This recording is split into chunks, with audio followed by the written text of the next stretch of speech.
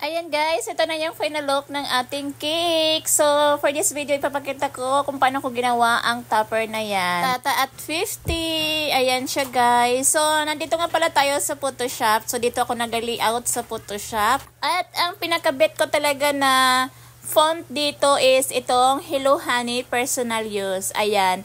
Hello Honey Personal Use. Yan yung naka-check na yan. Yan ang ginagamit ko.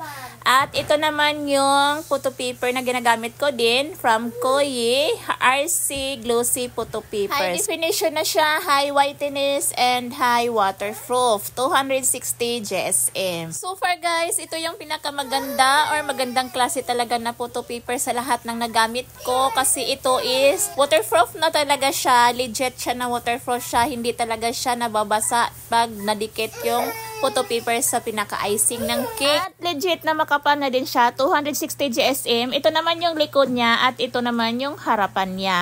So, ayan, magsisimula na tayong i-print yung topper.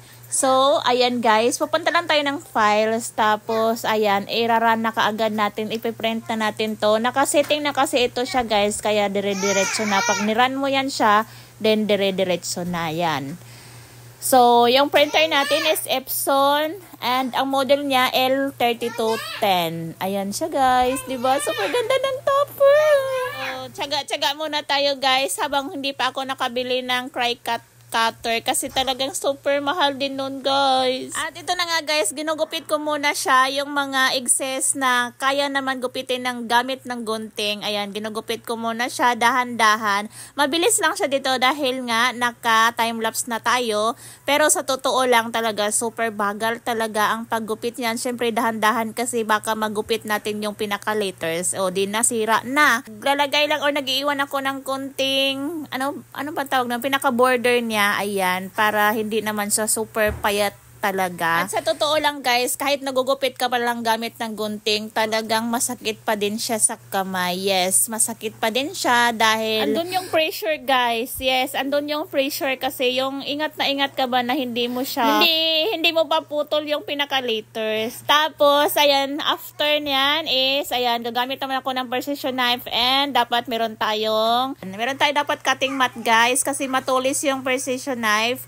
And talagang nakakasira siya ng table. So, ayan. Prepare talaga dapat meron tayong cutting mat. So, ayan guys. So, nililinis ko na yung pinaka niya. Kung mayroon mga sobra-sobra, dapat malinis. Dapat pulido talaga siya pagkagawa. And this is the final result. Ayan siya. Diba ganda? Tapos, ito na yung ilalagay or itatopper ko na siya sa cake. O, ayan. Bagay naman siya guys. Pero alam nyo guys, sa totoo lang, super sakit ng kamay ko yan talaga. Nanginginig siya dahil talagang yung pressure ng pagkakat gamit ng precision knife. Sakit guys. Grabe. Pero syempre, laban pa din. Huwag na lang din maghugas ng kamay o magbasa ng kamay pagkatapos gawin. So, yun lang guys. Bye!